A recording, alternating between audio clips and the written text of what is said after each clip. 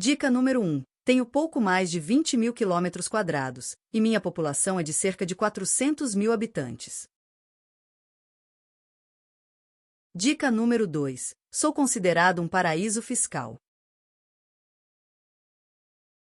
Dica número 3. Sou um país de grande maioria cristã.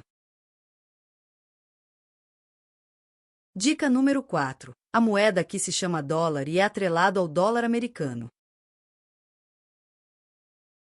Dica número 5. A sopa de chimole é um prato típico daqui. Dica número 6. A música e dança garífuna são importantes para a cultura local e incluem ritmos como punta. Dica número 7. Além do turismo, a economia aqui é sustentada, principalmente, pela produção de açúcar e banana. Dica número 8. Sou um país tropical. Dica número 9. A minha abundância de espécies de fauna e flora e a minha diversidade de ecossistemas fazem daqui um dos locais-chave do corredor biológico mesoamericano. Dica número 10. A língua oficial por aqui é o inglês, porém uma boa parte da população não sabe falar inglês, e muitas outras línguas também são faladas, como o crioulo e o castelhano, por exemplo.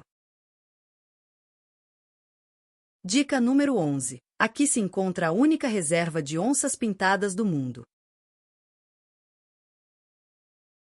Dica número 12. Aqui se encontra o Grande Buraco Azul, um buraco gigante subaquático e um dos pontos de mergulho mais conhecidos do mundo.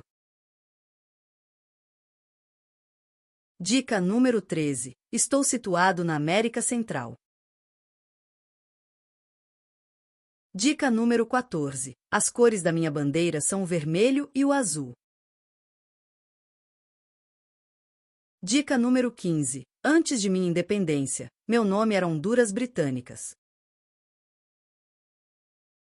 Dica número 16. Me tornei independente do Reino Unido em 1981, mas permaneci na Comunidade das Nações, e o atual monarca daqui, em 2024, é Carlos III.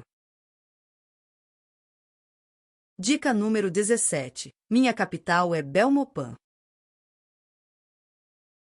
Dica número 18. Meu território fez parte da civilização maia no passado, e até hoje a língua maia é falada por aqui. Dica número 19. Faço fronteira com México e Guatemala. Dica número 20. Meu nome começa com a letra B. E aí, acertou? Parabéns para quem palpitou, Belize.